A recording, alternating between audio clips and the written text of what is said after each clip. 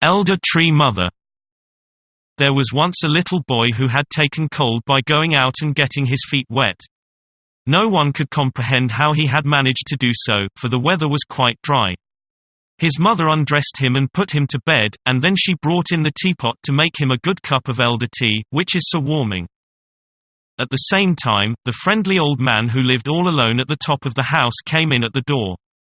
He had neither wife nor child, but he was very fond of children and knew so many fairy tales and stories that it was a pleasure to hear him talk. "Now, if you drink your tea," said the mother, "very likely you will have a story in the meantime." "Yes, if I could think of a new one to tell," said the old man. "But how did the little fellow get his feet wet?" asked he.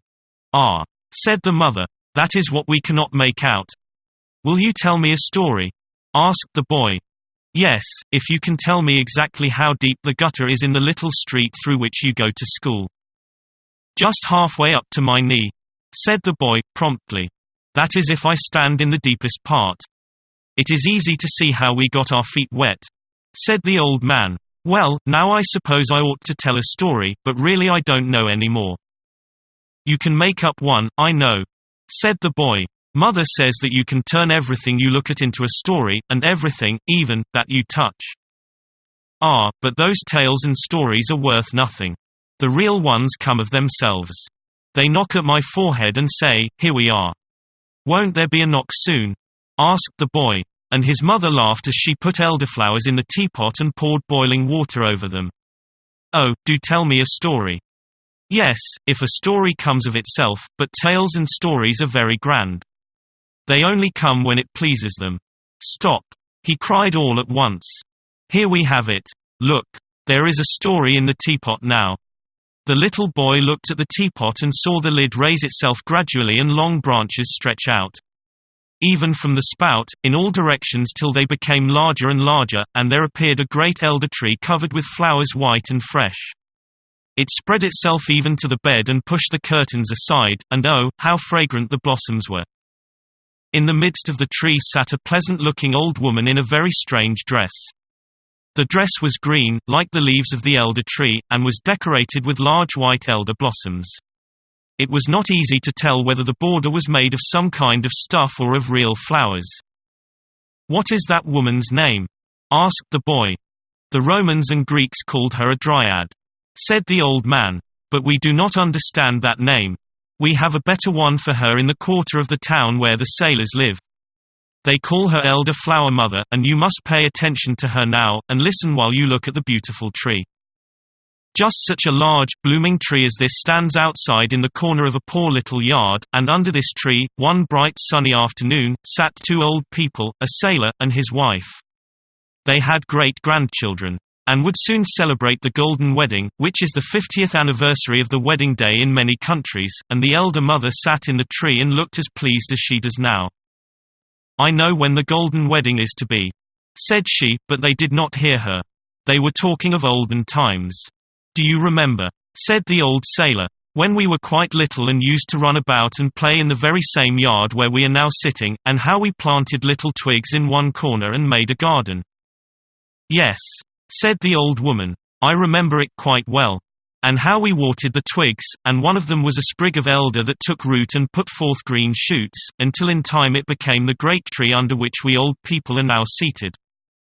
"To be sure," he replied. "And in that corner yonder stands the water butt in which I used to swim my boat that I had cut out all myself. And it sailed well too.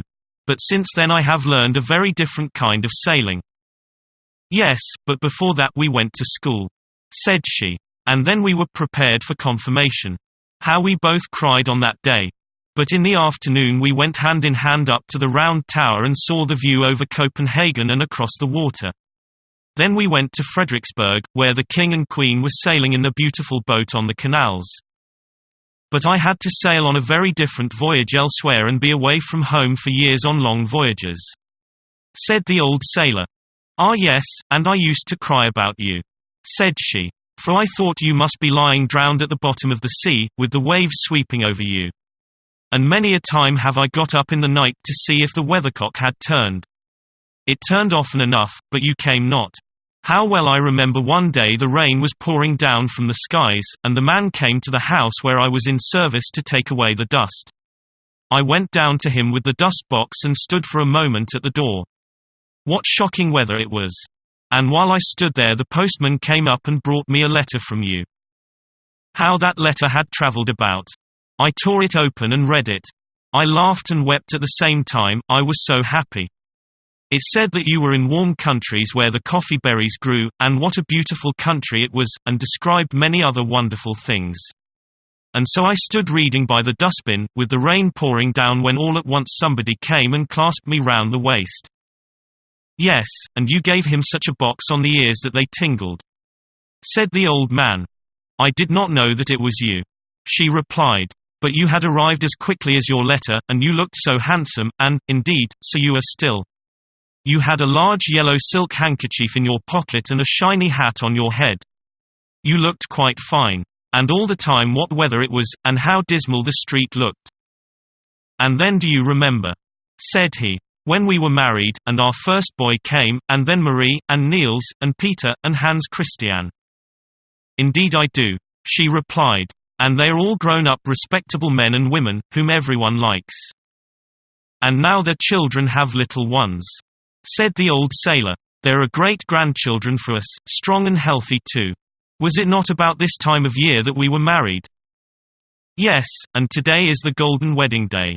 Said Elder Tree Mother, popping her head out just between the two old people, but they thought it was a neighbor nodding to them. Then they looked at each other and clasped their hands together.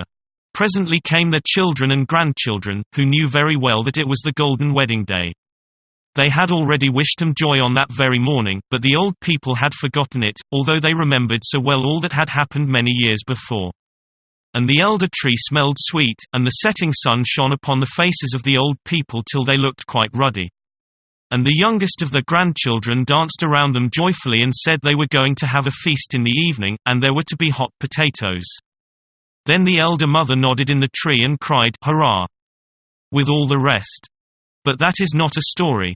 Said the little boy who had been listening. Not till you understand it. Said the old man. But let us ask the elder mother to explain it. It was not exactly a story. Said the elder mother. But the story is coming now, and it is a true one. For out of truth the most wonderful stories grow, just as my beautiful elder bush has sprung out of the teapot. And then she took the little boy out of bed and laid him on her bosom. And the blooming branches of elder closed over them so that they sat, as it were, in a leafy bower, and the bower flew with them through the air in the most delightful manner. Then the elder mother all at once changed to a beautiful young maiden. But her dress was still of the same green stuff, ornamented with a border of white elder blossoms such as the elder mother had worn.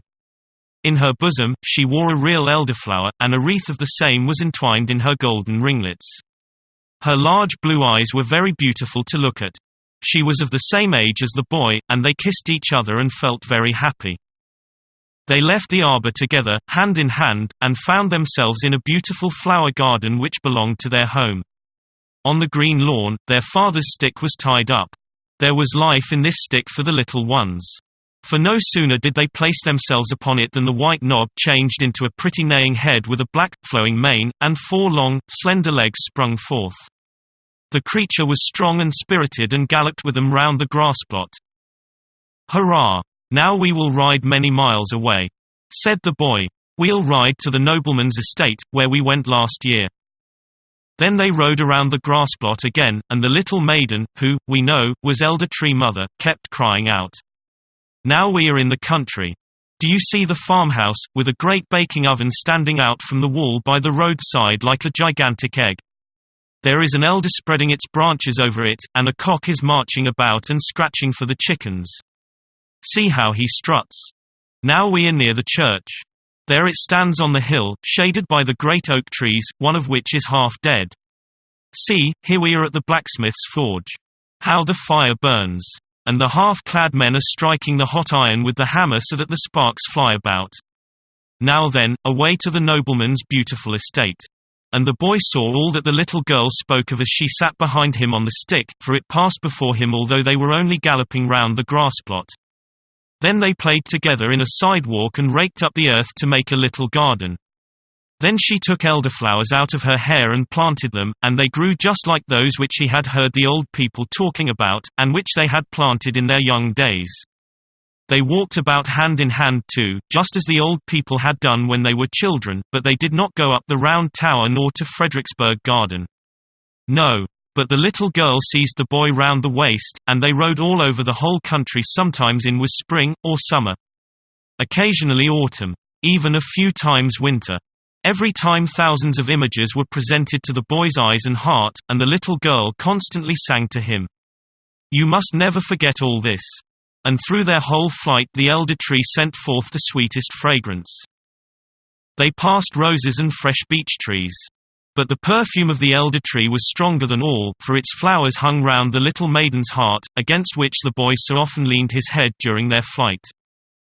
It is beautiful here in the spring, said the maiden, as they stood in a grove of beech trees covered with fresh green leaves, while at their feet the sweet-scented thyme and blushing anemone lay spread amid the green grass in delicate bloom. Oh, that it were always spring in the fragrant beech groves! Here it is delightful in summer, said the maiden, as they passed old knights' castles telling of days gone by and saw the high walls and pointed gables mirrored in the rivers beneath, where swans were sailing about and peeping into the cool green avenues. In the fields, the corn waved to and fro like the sea. Red and yellow flowers grew amongst the ruins, and the hedges were covered with wild hops and blooming convolvulus. In the evening the moon rose round and full, and the haystacks in the meadows filled the air with their sweet scent. These were scenes never to be forgotten. It is lovely here also in autumn, said the little maiden, and then the scene changed again. The sky appeared higher and more beautifully blue, while the forest glowed with colors of red, green, and gold. The hounds were off to the chase, and large flocks of wild birds flew screaming over the Huns' graves, where the blackberry bushes twined round the old ruins. The dark blue sea was dotted with white sails, and in the barns sat old women, maidens, and children picking hops into a large tub. The young ones sang songs, and the old ones told fairy tales of wizards and witches. There could be nothing more pleasant than all this. Again, said the maiden, it is beautiful here in winter. Then in a moment, all the trees were covered with hoarfrost, so that they looked like white coral. The snow crackled beneath the feet as if everyone had on new boots, and one shooting star after another fell from the sky. In warm rooms, there could be seen the Christmas trees, decked out with presents and lighted up amid festivities and joy. In the country farmhouses could be heard the sound of a violin, and there were games for apples so that even the poorest child could say, "It is beautiful in winter."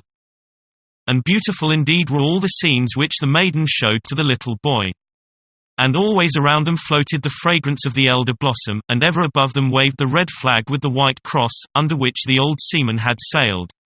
The boy, who had become a youth, and who had gone as a sailor out into the wide world and sailed to warm countries where the coffee grew, and to whom the little girl had given an elder blossom from her bosom for a keepsake, when she took leave of him, placed the flower in his hymn book, and when he opened it in foreign lands he always turned to the spot where this flower of remembrance lay, and the more he looked at it the fresher it appeared. He could, as it were, breathe the homelike fragrance of the woods, and see the little girl looking at him from between the petals of the flower with her clear blue eyes, and hear her whispering, "It is beautiful here at home in spring and summer, in autumn and in winter." While hundreds of these home scenes passed through his memory. Many years had passed, and he was now an old man, seated with his old wife under an elder tree in full blossom. They were holding each other's hands, just as the great-grandfather and grandmother had done, and spoke, as they did, of olden times and of the golden wedding. The little maiden with the blue eyes and with the elder blossoms in her hair sat in the tree and nodded to them and said, "Today is the golden wedding." And then she took 2 flowers out of her wreath and kissed them. And they shone first like silver and then like gold, and as she placed them on the heads of the old people, each flower became a golden crown. And there they sat like a king and queen under the sweet-scented tree, which still looked like an elder bush. Then he related to his old wife the story of the elder tree mother, just as he had heard it told when he was a little boy, and they both fancied it very much like their own story, especially in parts which they liked the best. "Well, and so it is," said the little maiden in the tree. "Some call me Elder Mother, others a Dryad, but my real name is Memory. It is I who sit in the tree as it grows and grows, and I can think of the past and relate many things. Let me see if you have still preserved the flower." Then the old man opened his hymn book, and there lay the elderflower, as fresh as if it had only just been placed there, and memory nodded. And the two old people with the golden crowns on their heads sat in the red glow of the evening sunlight and closed their eyes, and the story was ended. The little boy lay in his bed and did not quite know whether he had been dreaming or listening to a story. The teapot stood on the table, but no elderbush grew out of it, and the old man who had really told the tale was on the threshold and just going out at the door. "How beautiful it was," said the little boy. "Mother, I have been to warm countries." "I can quite believe it," said his mother. "When anyone drinks 2 full cups of elderflower tea, he may well get into warm countries." And then she covered him up, that he should not take cold. You have slept well while I have been disputing with the old man as to whether it was a real story or a fairy legend. "And where is the elder tree, mother?" asked the boy. "She is in the teapot," said the mother. "And there she may stay."